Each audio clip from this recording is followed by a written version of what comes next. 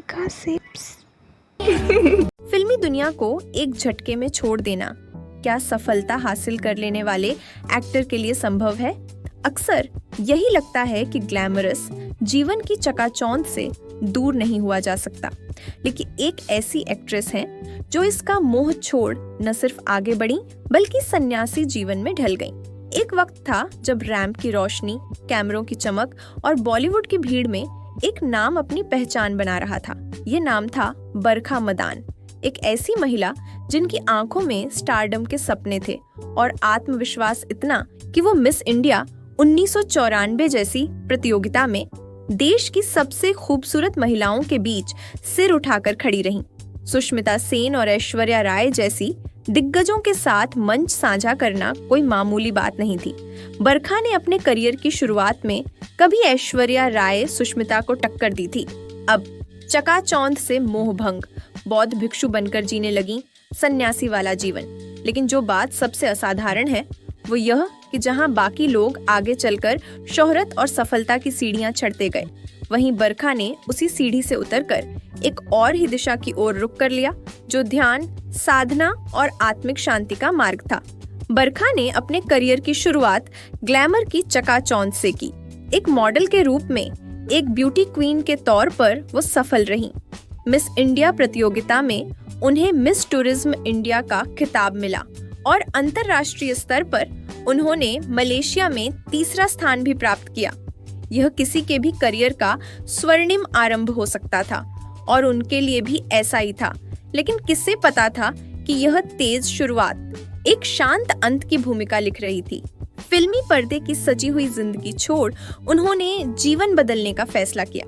बरखा मदान ने 1996 में खिलाड़ियों का खिलाड़ी जैसी हिट फिल्म में अभिनय किया, जहां उन्होंने अक्षय कुमार, रेखा और रवीना टंडन जैसे सितारों के साथ स्क्रीन साझा की। फिर 2003 में राम गोपाल वर्मा की भूत में उनकी भूमिका मंजीत खोसला ने उन्हें एक यादगार किरदार में ढाल दिया। वो आत्मा जिसने दर्शकों को डरा भी दिया और सोचने पर भी मजबूर किया। छोटे पर्दे पर भी उन्होंने अपने अभिनय का लोहा मनवाया। न्याय, 1857 क्रांति, जहां उन्होंने रानी लक्ष्मीबाई का दमदार किरदार निभाया, और 7 फेरे, सलोनी का सफर जैसे लोकप्रिय धारावाहिकों में उन्होंने खुद को एक बेहतरीन कलाकार के रूप में स्थापित किया। बाहर से ये जिंदगी जितनी परफेक्ट दिखती थी, अंदर से उतनी ही बेचैनी से भरी थी। बरखा एक सवाल से जूझ रही थी, क्या यही जीवन है? कैमरों की चमक, तालियों की गूंज और तारीफों की बौछार के बीच एक गहरा सन्नाटा था जिसे सिर्फ वही सुन सकती थी। यही सवाल उन्हें आत्मा की तलाश की ओर ले गया। बरखा लंबे समय से दलाई लामा की शिक्षाओं से प्रभावित थी। वह सिर्फ पढ़ नहीं रही थी, वह अंदर तक बदल रही थी। और फिर साल 2012 में उन्होंने वो कर दिखाया जो लाखों लोग सोचते हैं पर कर नहीं पाते। उन्होंने ग्लैमर की दुनिया को पूरी तरह अलविदा कह दिया और बौद्ध भिक्षु बनने का फैसला किया। अपने नए जीवन के साथ उन्होंने अपना नाम भी त्याग दिया। अब वे बरखा नहीं रहीं, वे बन गईं गैलेटेन समतेन। ये सिर्फ एक नाम का परिवर्तन नहीं था, ये पूरे अस्तित्व का पुनर्जन्म था।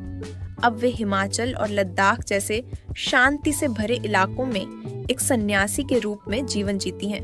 न कोई मेकअप, न कोई स्पॉटलाइट, न कोई स्क्रिप्ट, बस सच्चाई और आत्मा से संवाद। जो महिला कभी ब्यूटी पेजेंट की दुनिया में थी, जिसने बॉलीवुड की परतें देखी थीं, वो अब एक बौद्ध भिक्षु के रूप में ध्यान, सेवा और साधना में मग्न है। वह सादगी और शांति का जीवंत उदाहरण है। इस बात की मिसाल कि असली सौंदर्य भीतर की शांति में छिपा होता है, न कि बाहरी आभा में।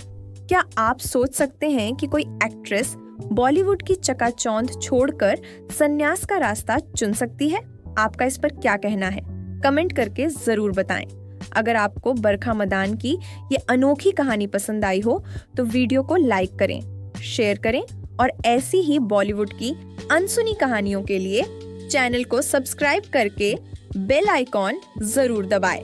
और हाँ, हमारी एक्सक्लूसिव प्लेलिस्ट जरूर चेक करें। Gossip.